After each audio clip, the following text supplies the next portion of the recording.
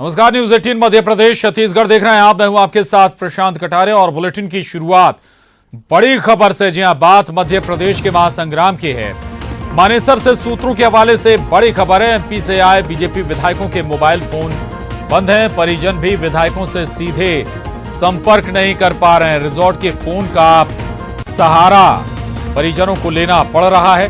दरअसल गुरुग्राम के मानेसर स्थित रिजॉर्ट में बीजेपी के सभी विधायक ठहरे हुए हैं और यहां पर बीजेपी विधायकों के फोन भी बताया जा रहा है कि बंद हैं। जो परिजन हैं, परिवार के लोग हैं, वो भी यहां पर संपर्क नहीं साध पा रहे हैं इन विधायकों से।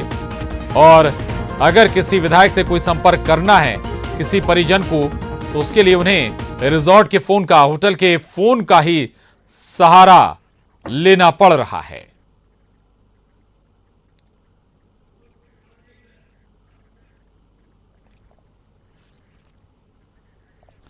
अनिल हमारे साथ जुड़ गए हैं जानकारी के साथ।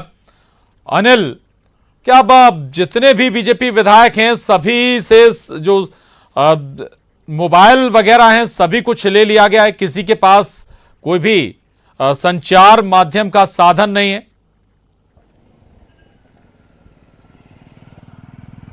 जी प्रशांत, मैं आपको बताना चाहूँगा, जो हमारे सूत्र हैं वो बता रहे हैं कि जो 106 विधायक इस रिजॉर्ट्स में ठहरे हुए हैं, खास करके आईटीसी जो ग्रैंड भारत है, इस रिजॉर्ट्स में ठहरे हुए हैं गुड़गांव के।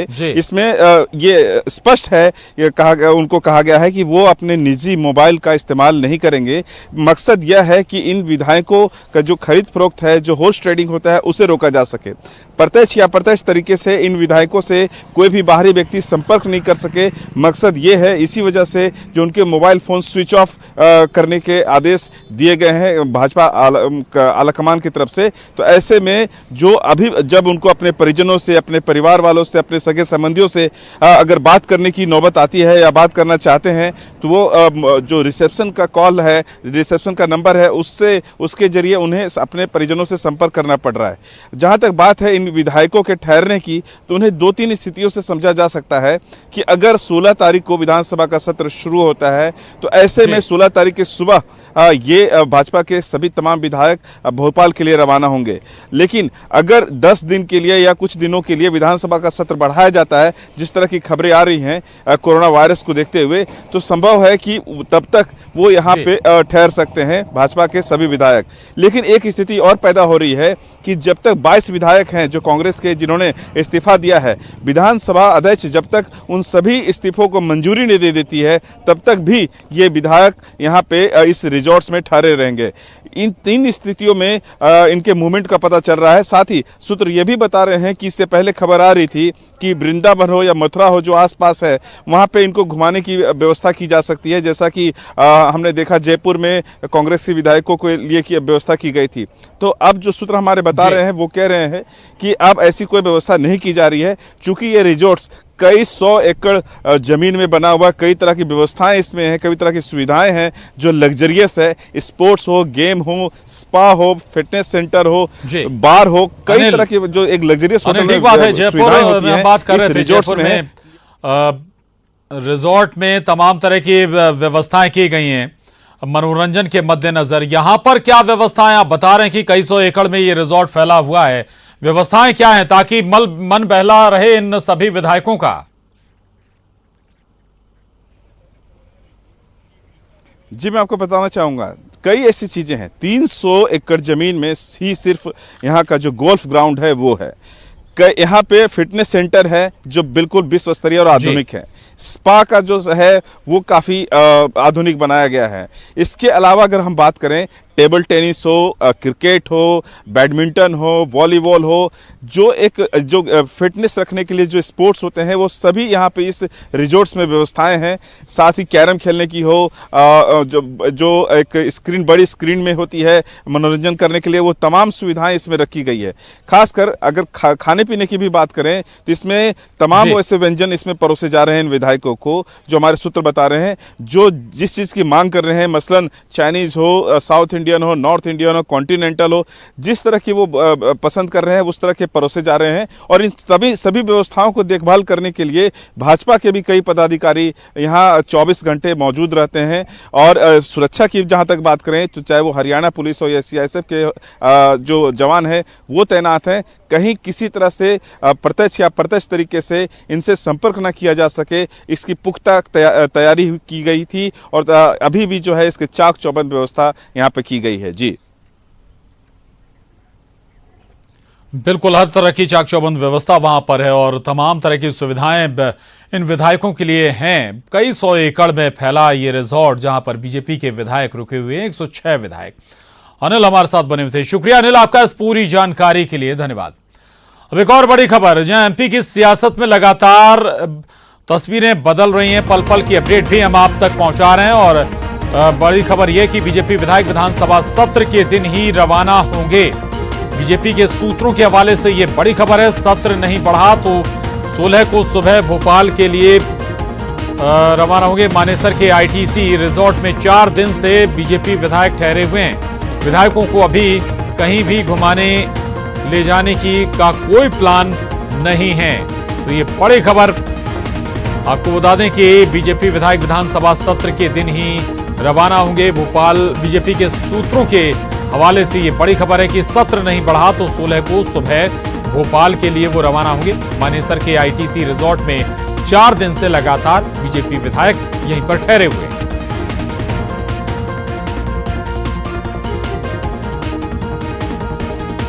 अशरफ काज़मी हमारे साथ इस वक्त दिल्ली से जुड़ गए हैं। अशरफ, 106 विधायक मानेसर के रिजॉर्ट में ठहरे हुए हैं और अब जो खबरें आ रही हैं कि भले ही आगे बढ़ जाए विधानसभा का सत्र, लेकिन वो तय तिथि के हिसाब से ही भोपाल लौटने वाले हैं। क्या रणनीति अब आला कमान की है बीजेपी के? प्रशांत, अभी तक की जो स्थिति है उसमें यही कहा जा रहा है कि नहीं बढ़ा तो यहाँ मानेसर में जो भाजपा विधायक ठहरे हुए हैं ये लोग 21 सुबह को भोपाल विधानसभा सत्र में भाग लेने के लिए रवाना होंगे। उससे पहले इनको कहीं शिफ्ट नहीं किया जाएगा। यहाँ एपीसी के जो रिसोर्ट है तो ठहरे सभी सुविधाओं का विधायकों का ध्यान रखा जा रहा है। जो व्यवस्थापक जो व्यवस्था देख रहे हैं आईटीसी ग्रैंड होटल में, यहाँ पर रिसोर्ट में जैन और दूसरे भाजपा के बड़े नेता राकेश सिंह जो पूर्व अध्यक्ष भी हैं भाजपा के, वो लोग लगातार यहाँ आकर बातचीत करते रहते हैं और फोन पर भी रिसोर्ट पूछते रहते हैं कि विधायकों को कहीं कोई दिक्कत है या नहीं है।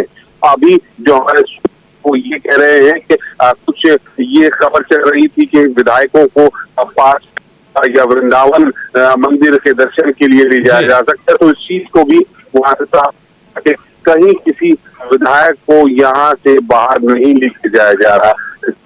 सिर्फ सत्र वाले दिन ही, जिस दिन का भी सत्र शुरू होगा उस दिन यहाँ से जाएंगे। 16 को होता है तो 16 तारीख की सुबह लेके जाएंगे। और अगर सत्र बढ़ा दिया जाता है आगे की क्या रणनीति होगी वो उसके बाद ही तय किया जाएगा।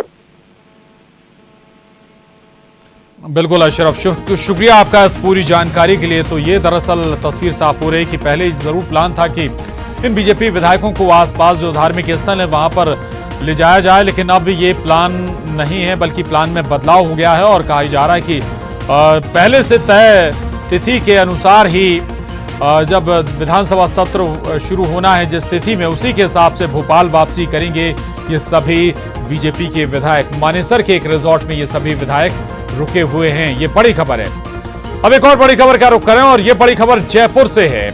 एमपी के बाद अब गुजरात के कांग्रेस विधायकों को जयपुर लाया जा रहा है। शाम 8 बजे गुजरात कांग्रेस के विधायक जयपुर आएंगे। शाम को 20 विधायक जयपुर आने वाले हैं। गुजरात के विधायकों को ठहराने के लिए व्यवस्था की जा रही है। तो ये बड़ी खबर जयपुर से, जहां मध्य प्रदेश के कांग्रेस विधायक ही नहीं बल्कि अब गुजरात के कांग्रेस विधायकों को भी जयपुर लाया जा रहा है। शाम 8 बजे गुजरात कांग्रेस के विधायक जयपुर आएंगे।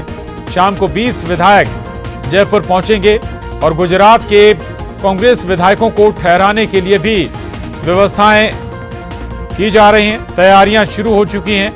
गुजरात के बीजेपी माफ कीजिएगा कांग्रेस के विधायकों को ठहराने के लिए जयपुर में व्यवस्थाएं शुरू हो गई हैं। पहले से ही जयपुर में कांग्रेस के मध्य प्रदेश के विधायक ठहरे हुए हैं 2 अलग अलग रिजॉर्ट में, और अब गुजरात के कांग्रेस विधायक जयपुर लाए जाएंगे। बताया जा रहा है कि 20 विधायक जयपुर आएंगे, उनके ठहरने की व्यवस्थाएं यहां पर शुरू हो गई हैं। क्या वजह है ये अभी तक साफ नहीं हो पाया, लेकिन आपको ये भी बता दें कि गुजरात में बीजेपी की सरकार है और इस बीच क्या कुछ हलचल गुजरात में है, ये कुछ हद तक तस्वीर धीरे धीरे साफ होगी।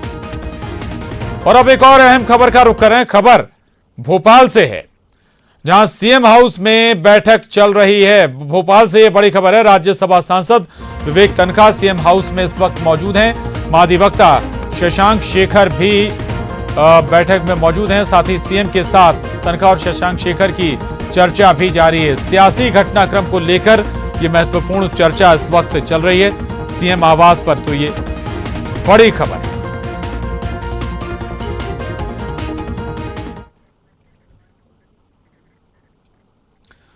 और इस वक्त सीधे आपको भोपाल लिए चलते हैं। कांग्रेस पत्रकारों से बात कर रहे हैं, सुनते हैं। सिंधिया जी की देखिए कमी तो सबकी खलती है, लेकिन पूर्ति भी सबकी होती है। इस देश में नेहरू जी भी रहे, इंदिरा जी भी रहीं, वो भी नहीं रहे, वो भी गए, इंदिरा जी भी गई, सोनिया जी आई। कमी खलती है लेकिन पूर्ति सभी की होती है और पूर्ति हमेशा होती रहेगी। सिंधिया जी भारतीय जनता पार्टी में गए। हाँ, अब आप कारण पूछना चाहोगे तो मैं ही बता देता हूं कि जो हमारे राष्ट्रीय नेता राहुल गांधी जी ने जो बात कही, मैं इस वजह से नहीं कह रहा कि मैं उनकी बात से सहमत होते हुए मैं उनके नज़दीक रहा हूं, मुझे जानकारी थी वो अपने आप के भविष्य को लेकर के इनसिक्योर थे। उनका चुनाव हारने के बाद ये सोच बन गया था कि कांग्रेस का कोई भविष्य नहीं है, कांग्रेस में मेरा कोई भविष्य नहीं है, कांग्रेस कभी राज नहीं कर पाएगी, इसलिए कांग्रेस छोड़ करके वो भारतीय जनता पार्टी में गए। मेरी निष्ठाएं थी उनके प्रति, मेरी बीजेपी में जाने के बाद भी उनके प्रति शुभकामनाएं हैं और रहेंगी। लेकिन मुझे सबसे ज्यादा कष्ट दुख उस दिन हुआ बीजेपी में सम्मिलित होने के बाद, जिस दिन मुखर्जी भवन में गए, उनका स्वागत हुआ। शिवराज सिंह ने अपने उनके स्वागत भाषण में सबसे पहले विभीषण की संज्ञा दी। मैं समझता हूँ ये सम्मान है कि अपमान है, ये आप ही अच्छे से समझ सकते हो, मुझे कहने की जरूरत नहीं है। अगर विभीषण नाम सम्मान का होता तो हर घर में अपने बच्चों का नाम विभीषण रखते। हिंदुस्तान में कोई व्यक्ति अपने बच्चे का नाम विभीषण नहीं रखता। अगर भारतीय जनता पार्टी को सिंधिया जी का सम्मान ही करना होता तो उन्हें हनुमान की भी संज्ञा दे सकते थे। न तो कहीं लंका थी, न राम थे, न रावण थे, तो ये जरूरत ही नहीं थी। विभीषण की संज्ञा दे करके उनका अपमान पहला किया है। मैं समझता हूँ कि वो उससे मुझे आहत हुआ और पीड़ा हुई, और भारतीय जनता पार्टी की यही स्थिति है, वो फांसीवादी पार्टी है, किसी को स्थान नहीं देगी। एक मिनट, हाँ, नवीन जी पहले और फिर शुभम। रावत जी, आप संसदीय परंपराओं के बहुत अच्छे जानकार हैं और आप जो है ना कई मरतबा जो है जब ऐसी स्थिति आई विधानसभा में तो आपने पार्टी सचेतक लोक सचेतक रहे तो उससे भूमिका में काफी कुछ पहल भी की है, बहुत सारी रूलिंग का भी उल्लेख किया आपने समय समय पर। भारतीय जनता पार्टी के जो नेता राज्यपाल के पास जा रहे हैं कि राज्यपाल के अभिभाषण के पहले प्रोटेस्ट कराइए, संवैधानिक स्थिति हो गई है, राज्यपाल अभी कुछ कह नहीं रहे, विधानसभा के अध्यक्ष जो है ना। कांग्रेस नेता अब सिंधिया के मसले पर प्रेस कॉन्फ्रेंस करते हुए रामनिवास रावत को आप सुन रहे थे। शोभा ओझा इस प्रेस कॉन्फ्रेंस में मौजूद थी। लेकिन एक और अहम खबर जिसका हम इससे पहले जिक्र कर रहे थे, दरअसल सीएम आवास में एक महत्वपूर्ण बैठक जारी है और इस बैठक में राज्यसभा सांसद विवेक तनखा सीएम हाउस में मौजूद हैं। इसके अलावा महाधिवक्ता शशांक शेखर भी सीएम आवास में मौजूद हैं और मुख्यमंत्री कमलनाथ के साथ विवेक तनखा और शशांक शेखर की महत्वपूर्ण चर्चा चल रही है। पूरे सियासी घटनाक्रम को लेकर बताया जा रहा है कि विचार मंथन चल रहा है और तो ये बेहद महत्वपूर्ण बैठक किस लिहाज से की, चूंकि इस बैठक में मुख्यमंत्री के साथ विवेक तनखा, क्योंकि कानून के बड़े जानकार हैं, सुप्रीम कोर्ट के सीनियर एडवोकेट हैं। वहीं महाधिवक्ता शशांक शेखर इस बैठक में मौजूद हैं। हमारे साथ रंजना जुड़ रहे हैं और जानकारी के साथ। रंजना, क्या चर्चा इस बैठक में हो रही है? शशांक शेखर, विवेक तनखा मुख्यमंत्री के साथ बैठक कर रहे हैं।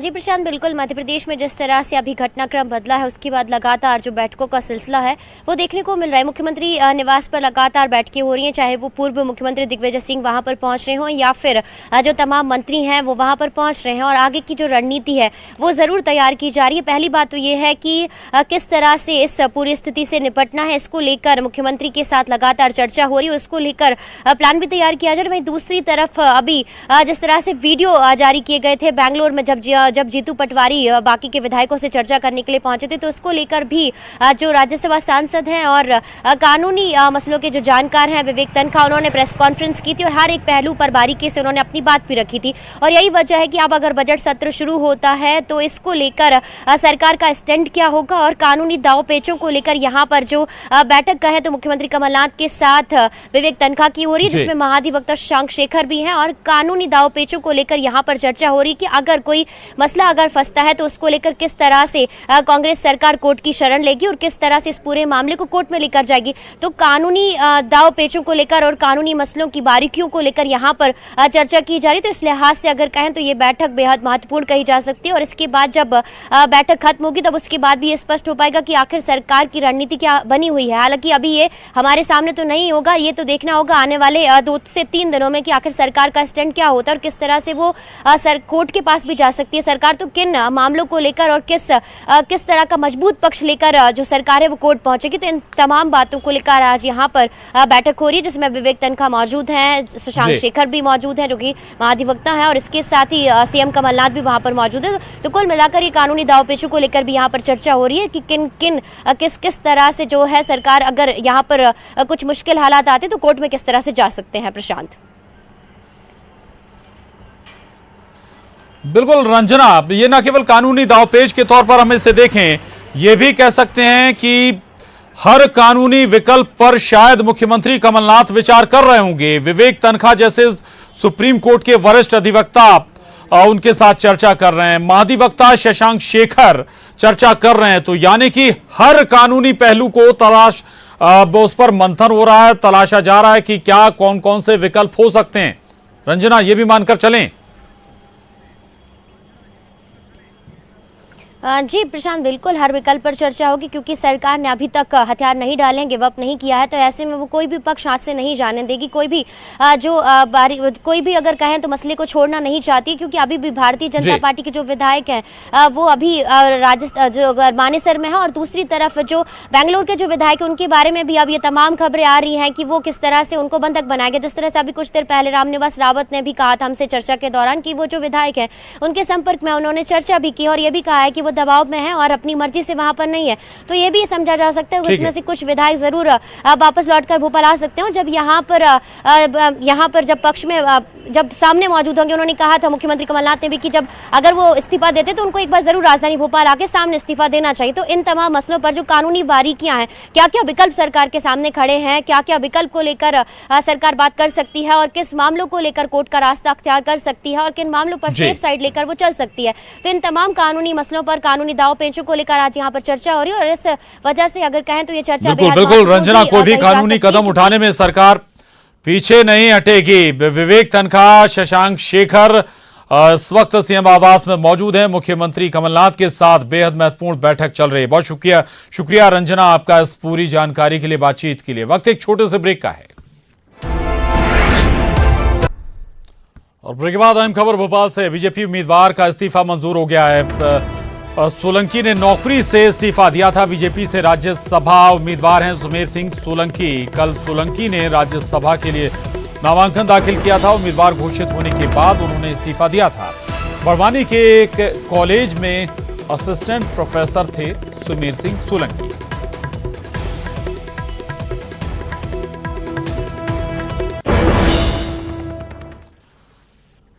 उधर स्वास्थ्य मंत्री तरुण भनोट ने कोरोना वायरस से बचाव को लेकर अपने बंगले पर विभाग के आला अधिकारियों के साथ समीक्षा बैठक की।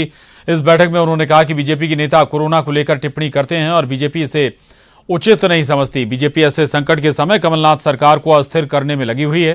कोरोना वायरस से बचाव के लिए स्वास्थ्य मंत्री तरुण भनोट ने सभी राजनीतिक पार्टियों से भी सहयोग मांगा है। प्रतिनिधि इसलिए बनते हैं कि हम लोगों का ख्याल रखेंगे, उनके लिए इससे सबसे बेहतर होगा करेंगे। और जब इतना बड़ा एक संकट पूरे विश्व पे आया है, जिसकी आहट मध्य प्रदेश में भी हमको सुनाई दी जा सकती है, उसको छोड़कर ये खरीद फरोख्त में लगना, राजनीतिक बयानबाजी करना, ओछे आरोप लगाना, अच्छा काम करने वाली सरकार को अस्थिर करना, ये अच्छी बात नहीं है। इसको मध्य प्रदेश की जनता भी देख रही है। ये हमारे लिए कोई राजनीतिक विषय नहीं है, पर जिनके लिए है मैं उनको भी सचेत करना चाहता हूँ कि अपने कर्तव्य को, अपने दायित्व को समझे। सबसे पहले वहीं क्वारंटाइन करना चाहिए बेंगलोर में, क्योंकि वहाँ तो कोरोना के ऑलरेडी मामले रिपोर्ट हो गए। और देखिए, कांग्रेस के विधायकों को वहाँ इकट्ठा करके रखा है और राष्ट्रीय स्वयंसेवक संघ में का जो वहाँ सेमिनार चल रहा था जिसमें नड्डा जी गए थे, उसको कैंसिल कर दिया। तो इनको अपनी चिंता है, कांग्रेस के विधायकों की चिंता नहीं है, क्योंकि ये उनके लिए राजनीतिक उपयोग का एक साधन है, उनकी चिंता नहीं है। मेरे भाइयों, इनको तुम्हारी कोई चिंता नहीं है। हमारी बात आप तक पहुंच रही है तो सुनिए, क्योंकि मुझे ये भी मुश्किल लग रहा है। मुझे तो ये पता चला कि उनके मोबाइल ले लिए गए हैं, टेलीविजन देखने नहीं दे रहे हैं, बंधक बना कर रखा है। तो भगवान उनके स्वास्थ्य को अच्छा रखे और वो मध्य प्रदेश आएंगे तो मैं उनको, मध्य प्रदेश सरकार उनके स्वास्थ्य का पूरा ख्याल रखेगी। इंदौर में भारतीय जनता पार्टी के वरिष्ठ नेता कैलाश विजयवर्गीय ने कहा कि अपने देश में कोरोना का कोई असर नहीं होगा, क्योंकि यहाँ 33 करोड़ देवी देवता रहते हैं। उन्होंने कहा कि कोरोना वायरस हमारा कुछ नहीं कर सकता है, क्योंकि हमारे यहाँ जो हनुमान है उनका नाम मैंने कोरोना पछाड़ हनुमान रख दिया है। लेकिन सरकार के आदेश का पालन करना है, इसलिए बजरबट्टू सम्मेलन निरस्त किया जा रहा है। हमारा कार्यक्रम प्रारंभ होने वाला था, इसी वीक जिलाधीश का फोन आया, जिला प्रशासन के अधिकारी आए। उनका ऐसा कहना था कि केंद्र सरकार और राज्य शासन ने एडवाइजरी निकाली है कि 10 से ज़्यादा लोग एकत्रित नहीं हो, तो ये बजरबट्टू कार्यक्रम स्थगित कर दें। हमने कहा ठीक है, हम धन्यवाद देते हुए निकल जाते हैं। कवि सम्मेलन अभी स्थगित करना, पर चूँकि हमारे पितृश्वर हनुमान, मैंने इनका नाम अब करोना पछाड़ हनुमान रख दिया। ये हनुमान जी करोना पछाड़ हनुमान है। ये कोरोना का हमारे देश में कोई असर नहीं होगा, क्योंकि हमारे यहाँ 33 करोड़ देवी देवता रहते हैं। हमारे पितृश्वर हनुमान, मैंने इनका नाम अब करोना पछाड़ हनुमान रख दिया। ये हनुमान जी करोना पछाड़ हनुमान है। ये कोरोना का हमारे देश में कोई असर नहीं होगा। बहरहाल इस बुलेटिन में बस इतना ही। खबरों का सिलसिला जारी है।